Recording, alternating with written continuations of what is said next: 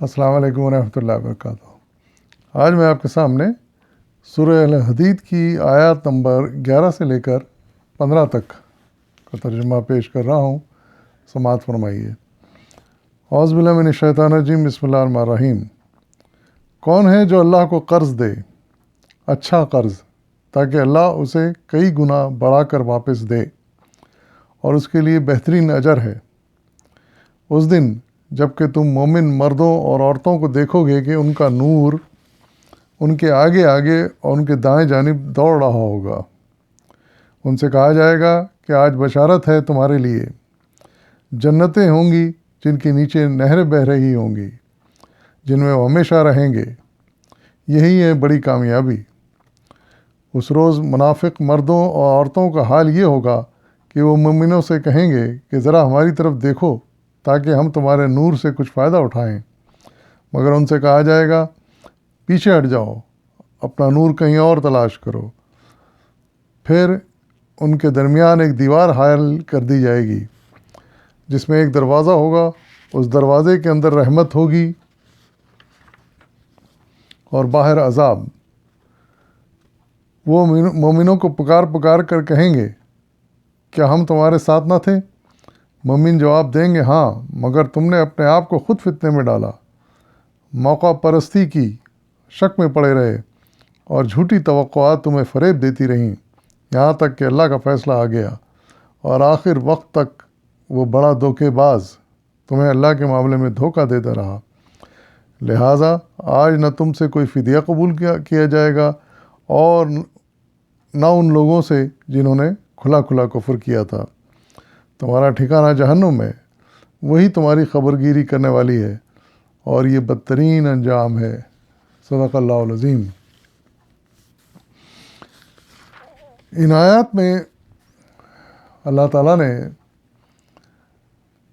یوم قیامت کے بعد کے کچھ مناظر بیان کیے ہیں جن کو سمجھنے کی اور غور کرنے کی بڑی ضرورت ہے۔ جن پر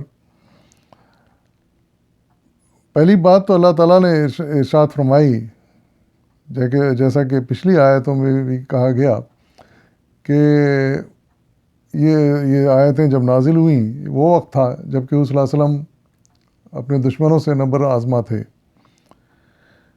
ان سے جنگ کی تیاریاں ہو رہی تھیں، اور صلی اللہ علیہ وسلم مسلمانوں سے اور مومنوں سے کہہ رہے تھے کہ آؤ اس جنگ میں شریک ہو جاؤ، اپنے جان سے اور اپنے مال سے۔ تو جو لوگ سچے مومن تھے، جو دل سے اسلام لائے تھے اور پوری طرح ایمان ان کا پختہ تھا، تو وہ دل و جان سے حاضر ہو گئے، انہوں نے اپنا سب کچھ پیش کر دیا۔ لیکن کچھ ایسے لوگ بھی تھے جو منافق تھے۔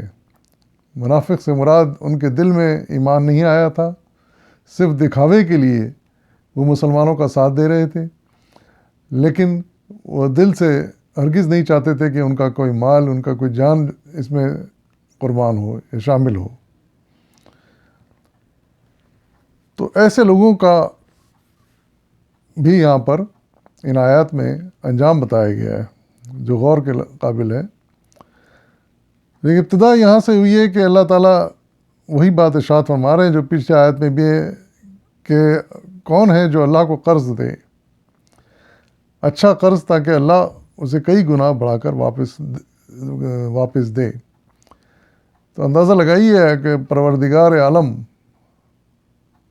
اس امداد کو، اس مدد کو، اس تعاون کو قرض قرار دے رہے ہیں جو اس وقت مسلمان اور مومن ان کے ساتھ کر رہے تھے، اور ارشاد فرما رہے ہیں کہ جو کچھ تم کر رہے ہو، جان و مال کی قربانی دے رہے ہو، یہ ہمارے اوپر ایک قرض ہے، اور ہم اس کو بہترین طریقے سے واپس کریں گے، کئی گنا بڑھا کر واپس کریں گے،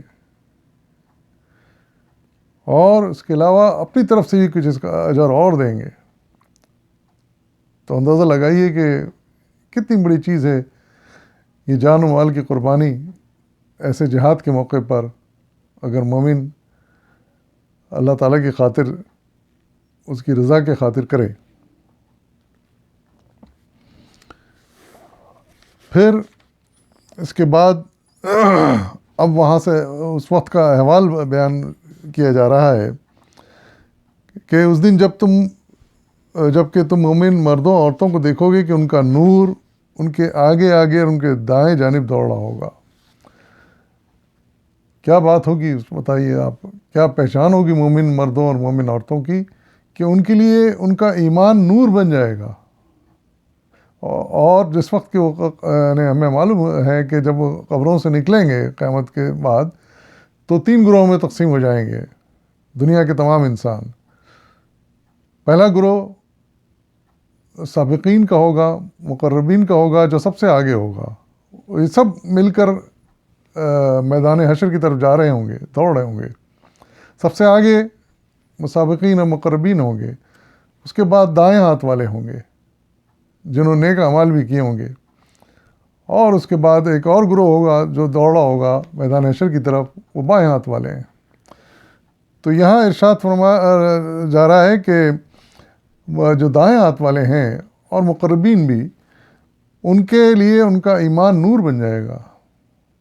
اور اس اندھیرے ماحول میں, ظاہر ہے کہ وہاں کوئی لائٹیں تو ہوں گی نہیں, اندھیرا ماحول ہوگا اس میں, لیکن یہ ان کو اندازہ ہوگا کہ کس طرف دوڑنا ہے, کیونکہ سارے ہی لوگ اس طرف دوڑ رہے ہوں گے. تو اس اندھیرے ماحول میں ان کا ایمان ان کے لیے نور بن جائے گا, جو ان کو راستہ دکھائے گا, جس میں دیکھ کر وہ راستہ دیکھ کر دوڑ رہے ہوں گے. لیکن یہ نور آگے بھی ہوگا, ان کے سامنے بھی ہوگا اور دائیں طرف بھی ہوگا. لیکن صرف ایک طرف وہ نور نہیں ہوگا, یعنی بائیں طرف. اس کی غالباً غور کرنے سے وجہ یہ سمجھ میں آتی ہے کہ جس دوڑ میں سب سے آگے مسابقین ہوں گے, دائیں طرف مومنین ہوں گے, اور بائیں طرف مشرکین اور کفار ہوں گے.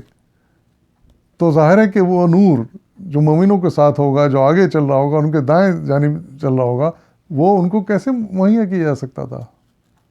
وہ ان کو نہیں ملے گا وہ نور. وہ کفار چلاتے چیختے رہ جائیں گے کہ ہمیں بھی اس نور کا کچھ حصہ مل جائے, مگر ان کو نہیں ملے گا وہ نور. یہ نور مخصوص ہوگا ایمان والوں کے لیے, جو دل سے ایمان لائے اور انہوں نے قربانیاں دیں دین کے خاطر. تو ایسے موقع پر ان کو کہا جائے گا, دائیں بازو والوں کو اور مسابقین کو, کہ آج بشارت ہے تمہارے لیے, جنتیں ہوں گی جن کے, یعنی اب تم جب جاؤ گے, آگے جاؤ گے تو تمہیں جنت ملے گی. ان کے نیچے نہریں بہہ رہی ہوں گی, وہاں وہ ہمیشہ رہیں گے, بڑے آرام سے رہیں گے, بڑے ٹھاٹ باٹ سے رہیں گے. یہی وہ کامیابی جس کا کہ اللہ تعالیٰ اپنی کتاب میں دعویٰ کر رہے ہیں اور وعدہ کر رہے ہیں.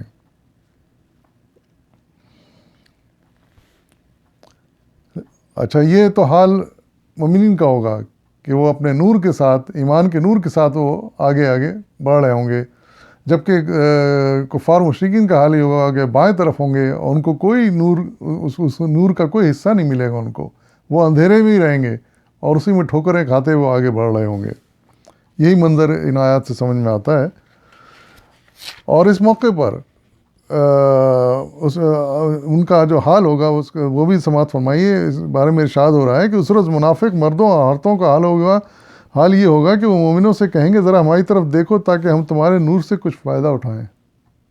اندازہ لگائیے آپ کہ کس قدر وہ پریشان ہوں گے کہ اندھیرا ہوگا, بھٹک رہے ہوں گے. تو ان سے درخواست کریں گے کہ ہمیں اپنے نور کا کچھ حصہ دے دو تاکہ ہم بھی دیکھ کر آگے چلیں اور ٹھوکریں نہ کھائیں. مگر فرشتے بیچ میں آ جائیں گے, کہیں گے ہٹو, تم اپنا نور کہیں اور تلاش کرو, اس نور کے اوپر تمہارا کوئی حصہ نہیں, کیونکہ تو ایمان والوں کا نور ہے. پھر دوڑتے دوڑتے پھر آخر وہ میدان حشر پہنچیں گے. وہاں پھر جنت یا دوزخ کا فیصلہ ہو جائے گا, اور پھر ایمان والوں کے درمیان اور کفار مشرکین کے درمیان ایک دیوار حائل ہو جائے گی. ایک دیوار بیچ میں آ جائے گی, اور کہا جا رہا ہے کہ اس دیوار میں ایک دروازہ, بہت بڑا دروازہ, خدا جانے کتنا وسیع دروازہ ہوگا, وہ راستہ ہوگا, گیٹ ہوگا, جو بھی کہہ لیں آپ. تو اس سے پھر اس کے دوسری طرف, یعنی وہاں جا کے سب رک جائیں گے، لیکن یہ مومن اس دروازے سے اندر داخل ہو جائیں گے، اس کے دوسری طرف جنت ہوگی، اور ادھر جو پیچھے رہ جائیں گے پھر ان کو دوزخ کا سامنا کرنا پڑے گا۔ اور اس موقع پر یہ کفار مشرکین مومنوں سے پکار کے کہیں گے کیا ہم تمہارے ساتھ نہیں تھے؟ یعنی چونکہ وہ منافق تھے، ان میں سے بہت سے منافق تھے جو بظاہر دیکھنے میں وہ ساتھ بھی رہتے تھے مسلمانوں کے، ان کے ساتھ کھاتے پیتے اٹھتے بیٹھتے تھے، لیکن ان کے دل صحیح معنوں میں مومن نہیں تھے۔ تو وہ اس بات کا دہائی دیں گے، واسطہ دیں گے کہ دیکھو ہم دنیا میں تمہارے ساتھ تو تھے، ساتھ ہی رہتے تھے، تو ہمارے لیے تم اتنا نہیں کر سکتے کہ ہم تھوڑا نور ہمیں دے دو؟ تو وہ اس وقت ان کو وہ مومن جواب دیں گے کہ ہاں ٹھیک ساتھ تو تھے، لیکن تم نے اپنے آپ کو خود فتنے میں ڈالا، یعنی سب کچھ دیکھتے سمجھتے ہوئے بھی تم اس کو قبول نہیں کیا، تم نے دل سے صرف دکھانے کے لیے تم جو کچھ کرتے رہے اعمال، پھر تم جہاں موقع ملتا تم اس سے فائدہ اٹھانے کے لیے کفار و مشرکین کے ساتھ ہو جاتے تھے، جہاں اقتدار دیکھتے تھے، دولت دیکھتے تھے، مال دیکھتے تھے، ان کے ساتھ ہو جاتے تھے۔ ہمارے ساتھ تو تم کبھی ہوتے تھے اور دل سے نہیں، کبھی نہیں ہوئے، اور پھر شک میں بھی رہتے تھے، ساتھ دینے کو بظاہر تم دے رہے تھے لیکن شک میں پڑے رہتے تھے کہ اس سے فائدہ کچھ نہیں ہوگا، حاصل کچھ نہیں ہوگا، اور یہی توقعات تمہیں دھوکہ دیتی رہیں، اور شیطان تمہیں بہکاتا رہا جو بہت بڑا دھوکے باز ہے، اور تم اس کے دھوکے میں آتے رہے، تم یہی سمجھتے رہے کہ کفار و مشرکین کی زندگی اچھی ہے، بہتر ہے، ہمارے مسلمان مومنوں کے ساتھ رہیں گے سوائے تکلیفوں کے اور کیا ہوگا۔ یہ تم کو وسوسے آتے تھے اور تم اسی کے مطابق اپنے عمل کرتے تھے۔ اور پھر وہ کہیں گے مومن اب تو کوئی بھی تم فدیہ بھی دے دو، کوئی دولت بھی اگر تم پاس ہو تو لٹا دو، تو جب کہ وہ کچھ بھی ان کے پاس تھا نہیں، ہوگا نہیں اس وقت، تو بھی لیکن قبول نہیں کیا جائے گا۔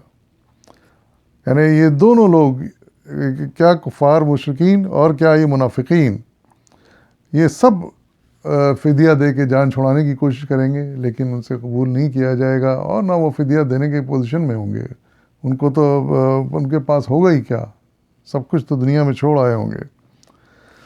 اور پھر ان سے کہا جائے گا کہ تمہارا ٹھکانہ جہنم ہے، تمہارا آخری ٹھکانہ جہنم ہے، وہیں تم کو جانا ہے، اور وہی جہنم بھی اب تم سے نپٹے گی اور تمہیں اپنے کیے کی سزا دے گی، اور یہی بدترین انجام ہے۔ صدق اللہ العظیم۔